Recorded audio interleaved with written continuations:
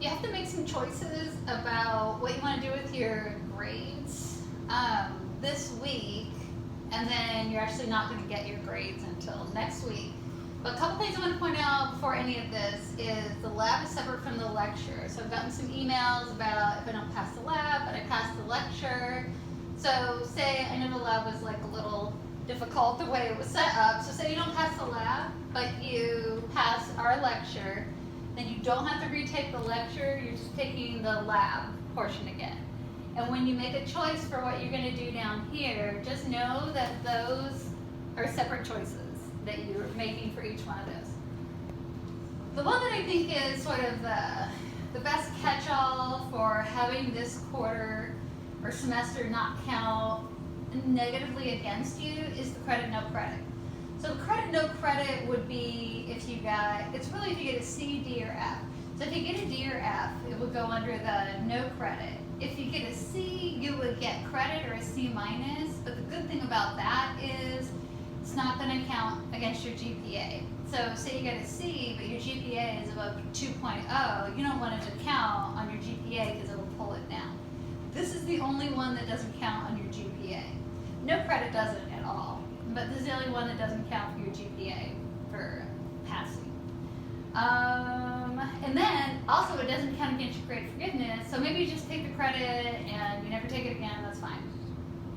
If you have the no credit and you want to take it again, or either way, if you want to take it again, you have 16 units of grade forgiveness that completely replaces any grade that you had. It doesn't count against those 16 units. You still have the 16 units. This is like a free repeat that you can take. Good example is in this class, if you chose no credit because you didn't pass the class, anything below C minus, and you retake the class in fall 2020, it does not count against your grade forgiveness, and now the grade for this class is an A. So it's almost like that never happened. Even if it shows up on your transcript, every single person in the world will know what happened in the spring of 2020 and understand why it's that situation. Other two choices are A, B, C, D, or F. This is just like regular time, counts towards your GPA, but if you want to retake it, so if you want to retake it, say you get a C, and you want to retake it because you need an A or B, it still doesn't use up any of those grade forgiveness units. So you can still retake it and get your higher grade, but don't worry about it counting.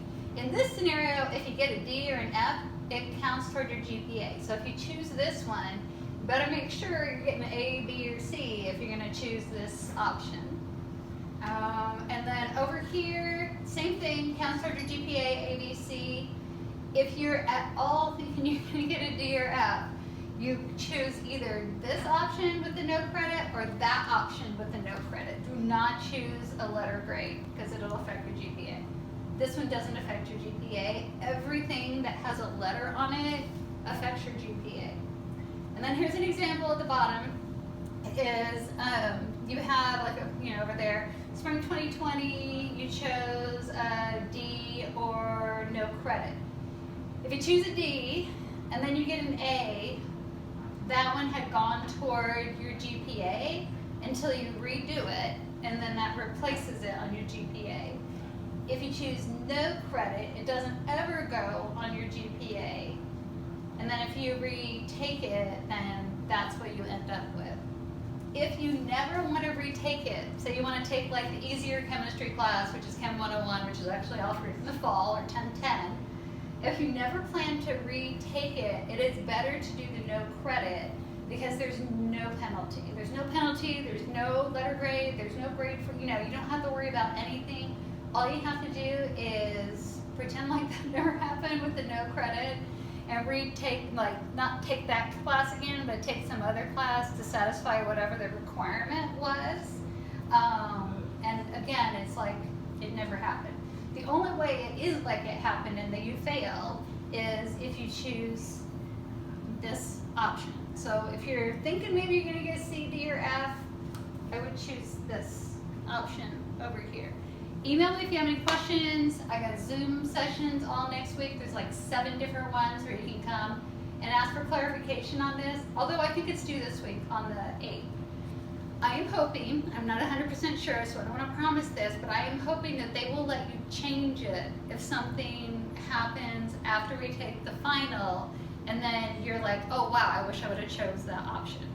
So I don't know if it's going to be easy to change it, but I'm hoping that they will allow you to make a change and that you're not fully committed to whatever decision you make here. But that's an unknown right now. Okay.